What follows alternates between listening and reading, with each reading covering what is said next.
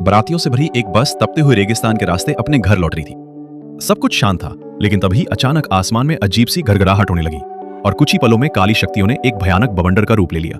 रेत का तूफान उठने लगा और वो बस उस भयानक चक्रवात की ओर खींचने लगी। इस दृश्य को देखकर बस में बैठे सभी लोग डर के मारे कांपने लगे।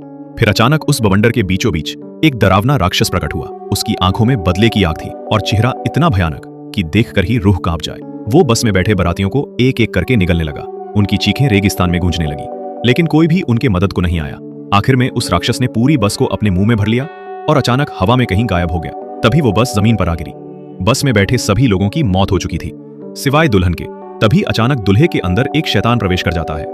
फिर वो दुल्हन को उठाकर एक रहस्यमयी गुफा में प्रवेश करता है, जहां कुछ तांत्रिक काली मां की साधना कर रहे थे। तभी वो शैतान दुल्हन को तांत्रिकों के आगे फेंक देता है और उनसे कहता है, 17वीं पूजा में बलि देने के लिए मैं इस कुमारी कन्या को आपके पास लाया हूं।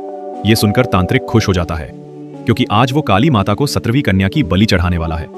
अब तांत्रिक जैसे ही उस कन्या की बलि देता है, तभी अचानक हवन कुंड में अग्नि प्रज्वलित हो उठती है और काली मां की अलौकिक शक्तियां तांत्रिक के भीतर समा जाती हैं। तभी उसका गुरु बड़े ही गर्व से अपने शिष्य के माथे पर तिलक लगाता है और उसकी प्रशंसा करते हुए कहता है, 17 वर्ष से 17 कन्याओं की बलि देकर तुमने इस पूजा को पूरा कर लिया है।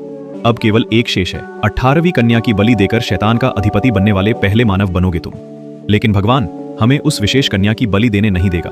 ये सुनकर तांत्रिक कहता है, मैं उस भगवान को ही मिटा दूंगा। अब तांत्रिक उस विशेष कन्या की तलाश के लिए मां चंडी का आह्वान करता है। तभी आसमान में एक अस्त्र प्रकट होता है और अचानक वो अस्त्र एक चील में परिवर्तित होकर उस विशेष कन्या की खोज में निकल पड़ता है।